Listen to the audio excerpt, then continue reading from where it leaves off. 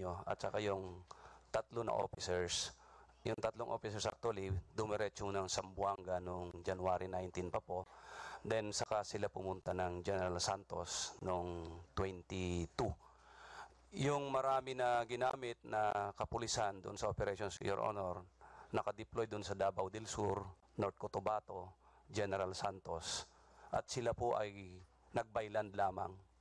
Yung galing ng Zamboanga, nabanggit ko na rin kanina, Your Honor, na nagrenta ng mga sasakyan na civilian, nagbaylan din po yon. Yung gasolina na ginamit nila from Zamboanga at saka yung Davao del Sur, North Cotabato, meron din kaming provided na gasolina na mismo kaya hindi na naibilang doon sa amount na 300 plus thousand. Kaya po yung 300 plus thousand na ginasto doon sa operations na ito is pangpondo lang po ito yung pagkain, communication, yung rental ng van at saka yung pinambili ng gasolina na pabalik na. On top of that, Your Honor, yung pagkain, dagdag na lang po yun kasi may regular na additional subsistence allowance yung mga tao natin. At mayroon din silang regular na maintenance and operating expenses yung bawat units from battalion to the companies. So, ganun po, Your Honor, yung naging katakbuhan ng ginasto na more than 300,000. So, sa buong operasyon na ito, ito lang ang inyong ginugol na pondo, more than 300,000? Kung po, Your Honor, kung susumahin nga, kung hindi na namin isinama po yung sinabi ko na gasolina kasi inform na po yun, in kind, kaya hindi na naidagdag dun sa 300 plus thousand. Plus yung additional subsistence allowance na nai-release individually dun sa tao, hindi na rin po naidagdag doon. Yung lumabas na operating expenses out of dun sa finance namin, yung more than 300,000 nga po, Your Honor. So, lilinawin ko lang po. So, ang nagmula po sa Luzon na tropa ng SAP nakasama doon sa operasyon ng Oplan Exodus ay lilima lang po kayong opisyal. Wala nang ground troops. Yun po Tama po, Your Honor. ninyo. Tama po yan. Okay. Nung nasa Cotabato din po ako, nung February 9, may nilabas na video footage ang ABS-CBN Regional Station doon. No, at sinasabi nga doon na isang tropa ng Amerikano ang kasama doon sa casualty. At kahapon nga po, inamin naman ninyo na dito sa Oplan Exodus na ito ay talagang meron kayong tinanggap na suporta or ito ay may tulong mula sa American troops. Ang tanong ko po ngayon, kailan po nagsimula ang tulong na ito na sinasabi ninyo kahapon? Unang-una, Your Honor, yung casualty, yung namatay na American troops, wala pong katotohanan doon. At nabanggit ko na at nasagot ko na kahapon na walang na-involve na US personnel doon sa combat operations, Your Honor. Yung pagtulong ng Amerikano, nag-umpisa po ito doon sa Zamboanga pa dahil meron kaming training assistance na tinatanggap doon sa US.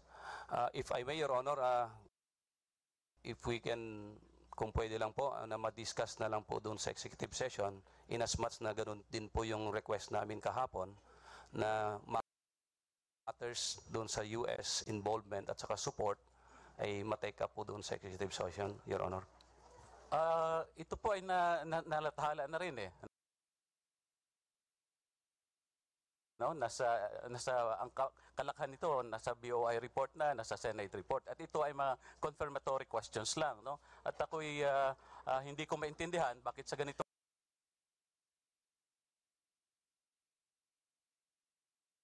ang usapin ay executive session kaagad. Ito naman ay factually nalathala na. Kaya wala hong hindi ko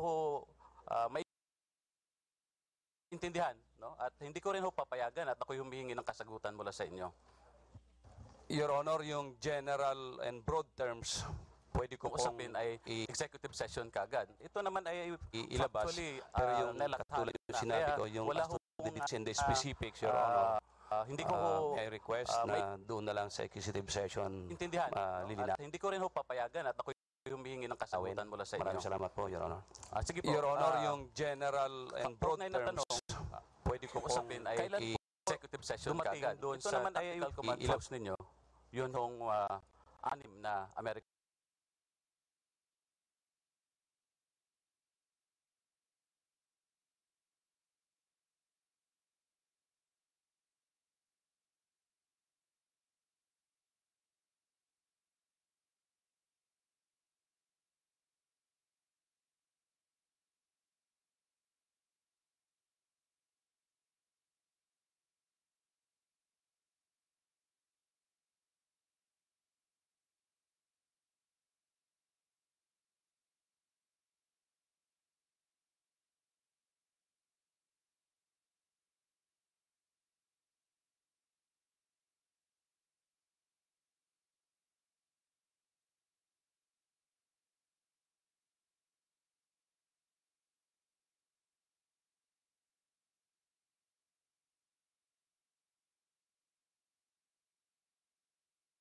command post ninyo.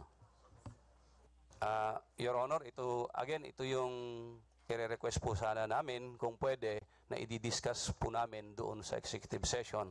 Masyadong sensitive na po at saka detalye na po yung papupuntahan ng pagsagot ko, Your Honor. Maraming salamat po. Pero is it safe on the ground? Tama po kayo, Your Honor.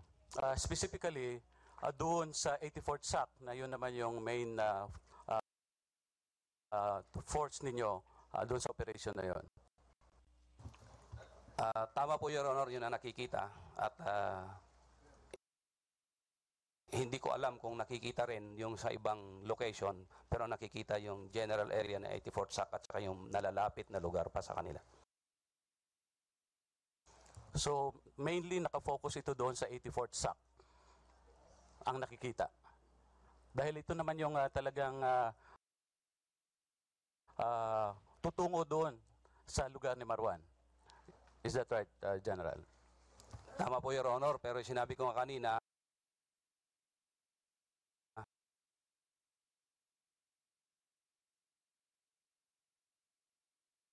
ay talagang sakop ang buong Mama Sapano.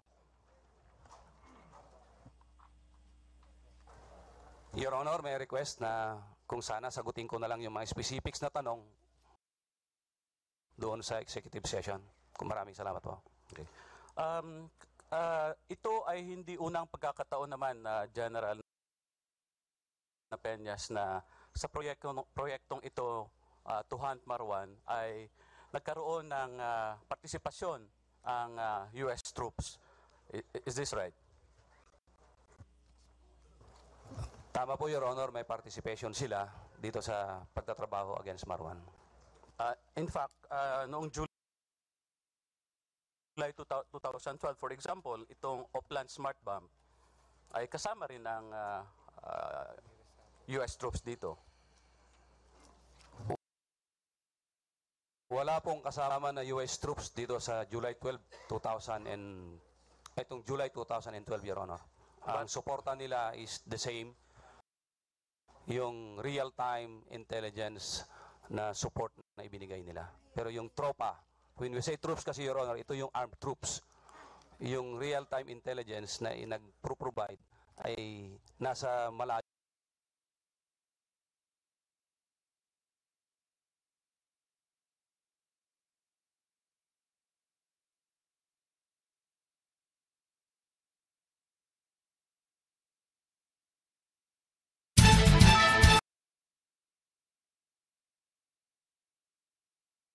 Smart Ma'am, ito po yung operations sa Butig, Lanao del Sur noong January 14 to 16 of 2012. Yun po yung operation.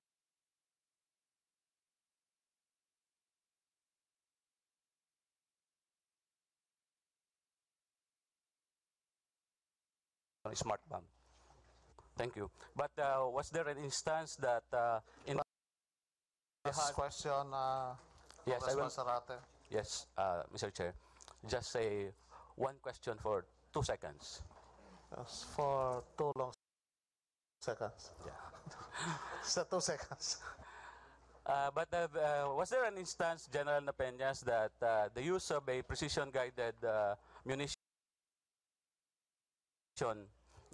was considered no, para naman maiwasan sana yung casualty kagaya nung nangyari sa SAP 44 and yung 67 na namatay doon sa Oplan Exodus.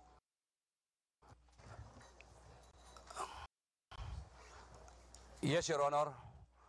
After the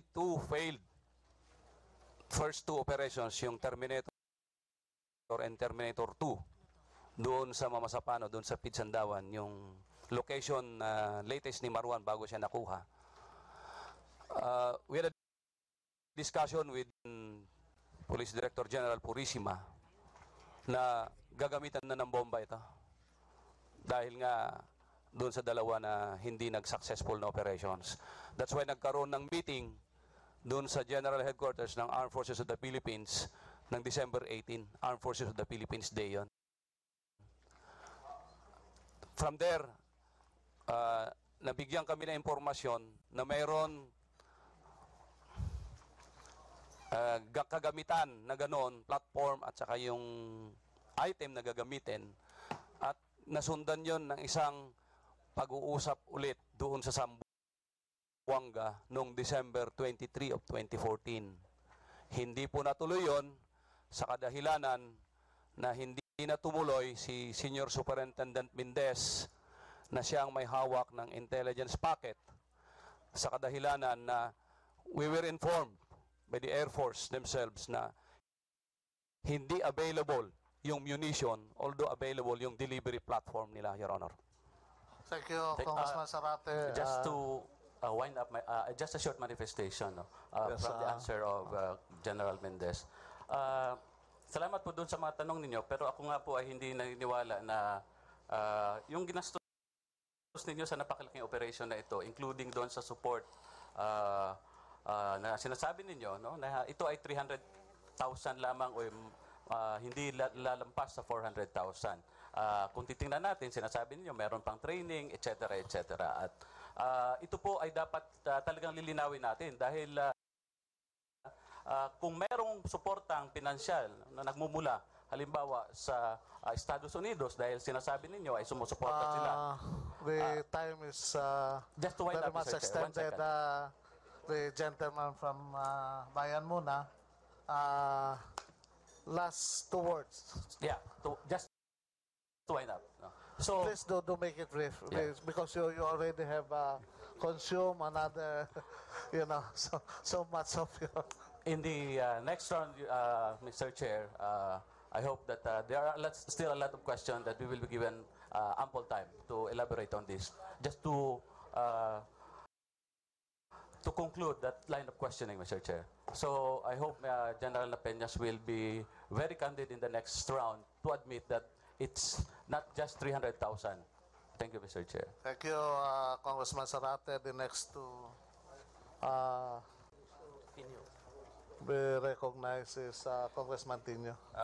Before we continue, Congressman Tino would like to acknowledge the presence of Speaker Belmonte. Sir, good morning. Sir, good morning. And also Secretary De Lima of DOJ and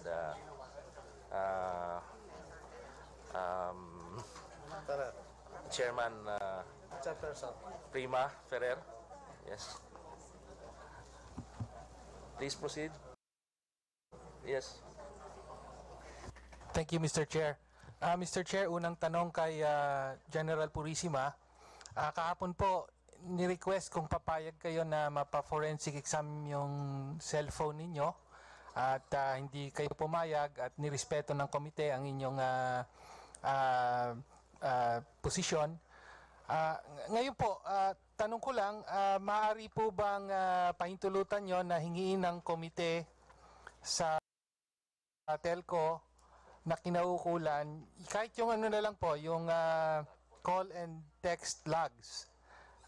Particular, nung araw ng January 25, siguro hanggang 26, para maging dagdag na reference, no, hinggil sa mga communications na naganap. Payag po kayo? Your Honor, the same request was made in the Senate, and I did not agree to the giving of the waiver for my to the telcos.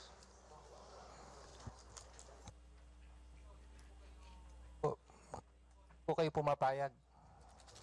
Ano lang po ito? Call and text logs. In other words, yung nilalaman po ng mga text halimbawa ay hindi naman mapapasa kamay ng komite. Yun lang ang record nung oras at sa anong numero nag-text. Ganun lang po. Your Honor, when we agree to the opening of the records of the telcos, it doesn't necessarily mean that they can filter the security the data that can be collected may go to other purposes. That's why we are not agreeing to that, Your Honor. Unfortunately, mukhang no po ang sagot ni General Purisima. So, let's leave it at that. I have limited time. Ngayon po, para kay General Guerrero, noong umaga po, malinaw na si Pangulong Aquino nakakakuha ng mga updates hinggil sa Mama Sapano mula kay General Purisima sa kanyang mga text. Pero batay sa sinubmit ni General Purisima, tumigil na yung pag-update niya by 11:38 a.m. Tapos yung susunod na update na niya was at 6:20 p.m. So nung hapon po, saan na po nakakakuha ng impormasyon si Pangulo hinggil sa mga nangyayari sa Mama Sapano. Importante po to para malaman natin ano yung sources of information na pinagkunan ni Pangulong Aquino to make, decisions if any. And to give guidance. I presume na sa inyo na po yon, General Guerrero, kasi sabi naman ni AFP Chief of Staff Katapang, wala daw siyang update na binigay, sabi rin ni Secretary Gasmin, ni Secretary Rojas. So, General Guerrero, maaari po bang isalaysay nyo sa komite, chronologically at detalyado, yung lahat ng mga pangyayari mula nung magkita kayo sa Zamboanga nang dumating si Pangulo ron hanggang sa siya'y umalis, and include any updates that you gave to the President or anyone else regarding Mama Sapano and any guidance or directives that the President gave. Mr. Chair, Your Honor, nung araw po yun, ang intention po ng visit ng ating Pangulo ay to brief him on the Zamboanga car bomb blast. So yun po yung topic namin for the day. We prepared for that on January 24, the day before. Dumating po ang ating Pangulo at 10:20. So pagpasok po doon sa Edwin Andrews Air Base, sa VIP Lounge, there was a prepared briefing room. And so he entered that room and we waited for him to start the conference. At around before 12, hindi pa po kami nakapag-usap tungkol sa briefing ko about the car bomb blast in Giwan. So I was called by the President to a room inside the VIP Lounge, and he asked me about the updates in Central Mindanao. So what I told him is the telephone call of General Espina, telling me or informing me that the SAP had an encounter in the area of Maguindanao. And so I told the President that after that, I received 2 texts from General Purisima telling me, Bok, can I call you? What I'm saying now is included in my sworn statement, Your Honor. At 6:07, I received the first call from General Espina. This is the first time that I was informed about the encounter, 6:04 a.m. At 6:07, I called up General Pangilinan so that I would know what's happening in his area of responsibility. Sinabi po niya sa akin na may na-receive siyang text from Director Napeñas informing him that they are going to conduct law enforcement operation. Future tense po yung text ni Director Napeñas kay General Pangilinan, which he read at about 0600 or alas 6 po ng umaga. And so I told him na tinawagan ako ni General Spina, humingi ng tulong or assistance. So I directed him, being his direct superior, I told him to provide support, the necessary support to the SAP in his area of responsibility. Yun po yung sinabi ko kay Presidente. After that, we went back to the conference room and waited for him to start the conference briefing about the Zamboanga car bomb blast. Tapos nun, nag-briefing kayo hinggil sa bomb blast. Yes, Sir Tuloy-tuloy lang Honor. po ba yun? Tuloy-tuloy po yun. Mula anong oras po nagsimula at anong oras natapos yung briefing hinggil sa bomb blast?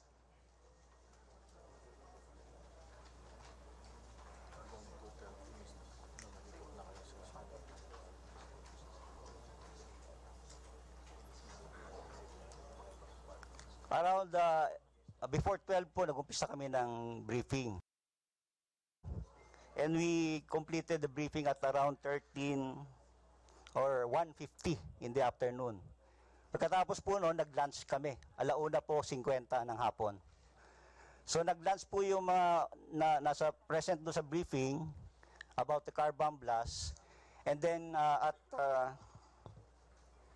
2:40, we departed the airbase and started the visitation to the different patients in 5 hospitals in Zamboanga City. Ang una pong dinaanan yung site ng Giwan bomb blast. Pagkatapos po dinaanan yung mga hospital, binisita po ni Pangulo ang mga pasyente na tinamaan nung pangyayari na yon. At around yung last pong binisita ay yung city jail or they call it Zamboanga City Reformatory Center. Nakabalik po kami sa VIP lounge sa airbase at around 4:50 in the afternoon. At patuloy po yung briefing again, question and answer about the car bomb blast. I was then with the Director of PNP Pro 9 or Police Regional Office 9, Chief Superintendent Ed Basbas, and the City Director of Zamboanga City, Senior Superintendent Angelito Casimiro. So kami po yung sumasagot ng mga tanong tungkol po do sa investigation regarding the car bomb blast.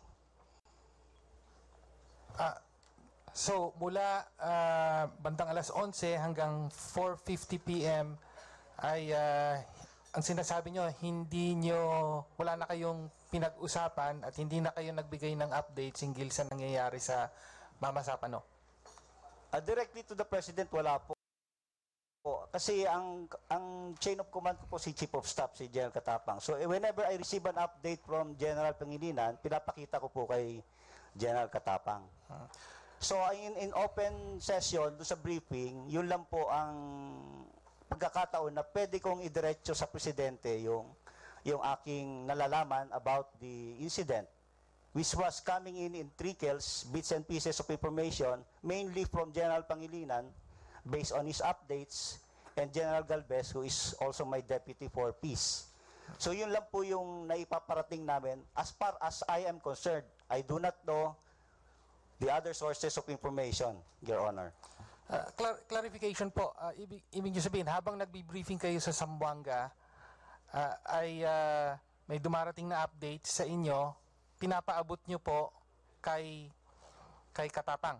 Ay, sorry, kay General Katapang. Yes, Sir Honor. General Katapang, so ina-update kayo, pinaabot nyo ba kay Presidente yung mga updates ni General Guerrero? Your Honor, hindi po namin